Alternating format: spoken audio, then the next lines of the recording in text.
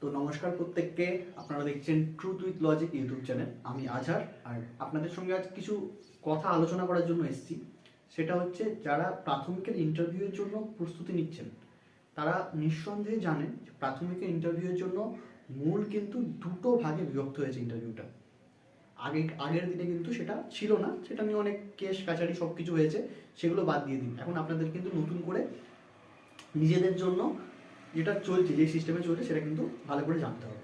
তো সেই ক্ষেত্রে প্রথম হচ্ছে ডেমো এবং অ্যাপটিটিউড টেস্ট।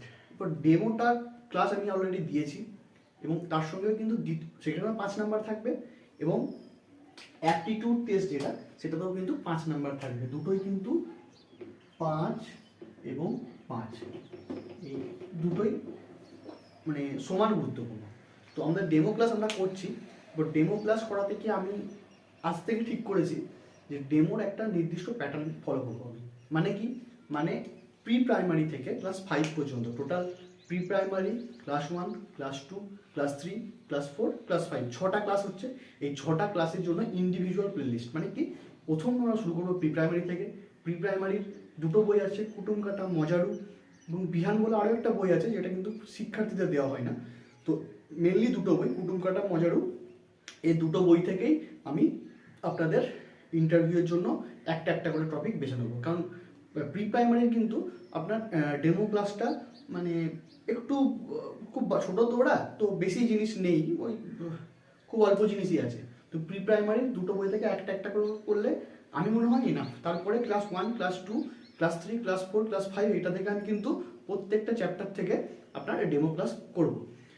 এরপরে আছে যেটার কথা, সেটা হচ্ছে ক্লাস ওয়াইজ ডেমো আপনাদের অলরেডি বলে দিয়েছি। দেন হচ্ছে যে অ্যাপটিটিউড টেস্ট। এবার দেখুন, শুধুমাত্র ডেমোর উপর ডিপেন্ড করে কিন্তু আমাদের থাকলে হবে না, কারণ অ্যাপটিটিউড টেস্টেও কিন্তু 5 নাম্বার থাকবে। অ্যাপটিটিউড টেস্ট মানে সোজা কথা ইন্টারভিউ। বাট অ্যাপটিটিউড টেস্টের কিন্তু আলাদা করে কোনো সিলেবাস হয় না। কেউ আপনাকে বলে দিতে পারবে না যে এখান থেকে প্রশ্ন আসবে কি ওখান থেকে প্রশ্ন আসবে। তবে আমি আপনাদের যেটা আলোচনা করব সেটা হচ্ছে যে আগের বছরের যে ইন্টারভিউগুলো হয়েছে সেখানে একটা প্যাটার্ন ফলো হয়েছে। সেই প্যাটার্ন ফলো করে আমি আপনাদের বলতে পারি যে অ্যাপটিটিউড টেস্টের জন্য আপনাদের যদি বেসিক নলেজ রাখতে হবে কিসের উপরে, ইতিহাস, ভূগোল, basic science, basic polity. Polity বলতে বেশি হচ্ছে আপনার সব থেকে সেটা হচ্ছে ইন্ডিয়ান কনস্টিটিউশন, এবং ইকোনমি, ইন্ডিয়ান ইকোনমি মানে কিন্তু যে প্রচুর কিছু জিডিপি, জিএনপি এগুলো পড়তে হবে সেরকম কোনো ব্যাপার না। আপনাকে বেসিক ইন্ডিয়ান ইকোনমি সম্বন্ধে, যে কোথায় সব থেকে বেশি পাট উৎপন্ন হয়, কোথায় ধান উৎপন্ন হয়, মানে বেসিক স্ট্যাটিকগুলো পড়লেই না, ঠিক আছে। তার মধ্যে কোথায় ধান গবেষণাগার কোথায় আছে, তারপরে গমের গবেষণাগার কোথায় আছে, এইরকম টাইপের, মানে একদম ইজি। এবং পশ্চিমবঙ্গে যদি কোনো বিশেষ জিনিস থাকে সেটাও আপনাদের কিন্তু জানতে হবে। তৃতীয় পাশে আসবো ওয়েস্ট বেঙ্গল, মানে পশ্চিমবঙ্গ নিয়ে খুঁটিনাটি। পশ্চিমবঙ্গের কোন জেলার আয়তন বেশি, কোন জেলার জনসংখ্যা বেশি, পশ্চিমবঙ্গের কোন জেলার শিক্ষার হার বেশি, এটা কিন্তু আমাদের জানতে হবে। সেকেন্ড হচ্ছে ইন্ডিয়ারও সেম জিনিস আমাদের জানতে হবে, ইন্ডিয়ার স্ট্যাটিকগুলো। তার সঙ্গে নিজের ডিস্ট্রিক্ট, যেটা লেখা হয়নি এখানে, সেটা হচ্ছে নিজের ডিস্ট্রিক্ট সম্বন্ধেও কিন্তু বেশ কিছু তথ্য জানতে হবে। বেশ কিছু মানে কি, ডিস্ট্রিক্ট আমাদের ভালোই জানতে হবে। যদি ডিপিএসসিতে ইন্টারভিউ হয় তো জেনে রাখবেন এই ডিস্ট্রিক্ট কিন্তু বিরাট একটা ফ্যাক্টর কাজ করবে। ডিপিএসসিতে যদি ইন্টারভিউ হয় এই ডিস্ট্রিক্ট থেকে কোশ্চেন করবেই। এবং যতদূর আমার মনে হয়, আমার যে সমস্ত তথ্য আমি পাই বিভিন্ন জায়গা থেকে, কি এইবারে কিন্তু ডিপিএসসিতে ইন্টারভিউ হওয়ার চান্স প্রায় 90%। 90% পর্ষদের থেকে ডিপিএসসিতে ইন্টারভিউ হওয়ার চান্স, এটা কিন্তু 90%, জেনে রাখবেন এটা। নেক্সট কি আসবে, বিভিন্ন স্কিম, সেটা ডাব্লিউবির স্কিমও হতে পারে, সেটা ইন্ডিয়ার স্কিমও হতে পারে। ডাব্লিউবি স্কিমের মধ্যে যদি আপনাদের বলি, লক্ষ্মীর ভাণ্ডার, এরপরে আছে আরও যেসব আছে আপনার সবুজ সাথী, ঠিক আছে, ঐক্যশ্রী, দেন আপনার কন্যাশ্রী, তারপরে যদি আমি পুরো ইন্ডিয়ার স্কিম দেখি, mid day meal scheme, Sarva Shiksha Abhiyan, এই জিনিসগুলো জানতে হবে।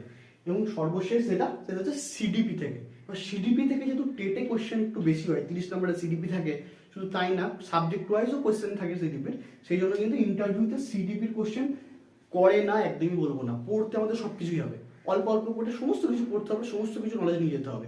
এবং বেসিক নলেজ, যে এটা তো আমার পিএইচডি করার মতো পড়তে হবে এরকম ব্যাপার না, একদম বেসিক নলেজ। কিন্তু বেসিক নলেজ যেন থাকে একদম। যদি আমাকে জিজ্ঞেস করে যে হরপ্পা সভ্যতা কোন সময় আবিষ্কার হয়েছিল যদি আমি না বলতে পারি, তো এটা আমাদের একটা প্রাইমারি স্কুলে, আমি বলি আমি সায়েন্স থেকে এসেছি, আমার হরপ্পা সম্বন্ধে জেনে আমি কি জানবো, এটা একটা প্রাইমারি স্কুলের শিক্ষককে বেসিক তো রাখতে হবে, তাই না? বেসিক হরপ্পা কবে আবিষ্কৃত হয়, মহেঞ্জোদড়ো কবে আবিষ্কৃত হয়, কে আবিষ্কার করেন, এই জিনিসগুলো। ভূগোল থেকেও সেম, যে আমার বৃষ্টিপাত কী করে হয়, বৃষ্টিপাতের প্রকারভেদ কী কী, শৈলক্ষেপ বৃষ্টিপাত কাকে বলে, পরিচলন কাকে বলে, ঘূর্ণপাত বৃষ্টিপাত কাকে বলে, এইগুলো তো মানে একদম বেসিক জিনিস না, এগুলো সবাইকেই জানতে হবে। শুধু মানে আমি মনে করি প্রত্যেকটা মানে একেই জানা উচিত, মানে নাগরিককে জানা উচিত, টিচার প্রফেশন না আসলেও তাকে জানা উচিত। থার্ড অপশন কি, লাস্ট অপশন কি, সেটা হচ্ছে সিডিপি। সিডিপি থেকে কি পড়বো? সিডিপি থেকে বেসিক্যালি যেগুলো ধরে সেটা হচ্ছে কি, যে সমস্ত তথ্য আছে, যেমন বহু বুদ্ধির বহু উপাদান তথ্য, তারপরে বুদ্ধির দ্বি উপাদান তথ্য, হ্যাঁ, এইরকম বেসিক একদম পাটা কোশ্চেন ধরে কীরকম, যে এটা কার, বুদ্ধির দ্বি উপাদান তথ্যের প্রবর্তক কি, এরকম টাইপের কি আমার বোঝাতে পেরেছি নিশ্চয়ই। তো আজকে একটা শুধুমাত্র আমি নতুন ভিডিও দিলাম, একটা আপডেট দিলাম, এবং ইন্টারভিউ নিয়ে কিছু খবর পেয়েছি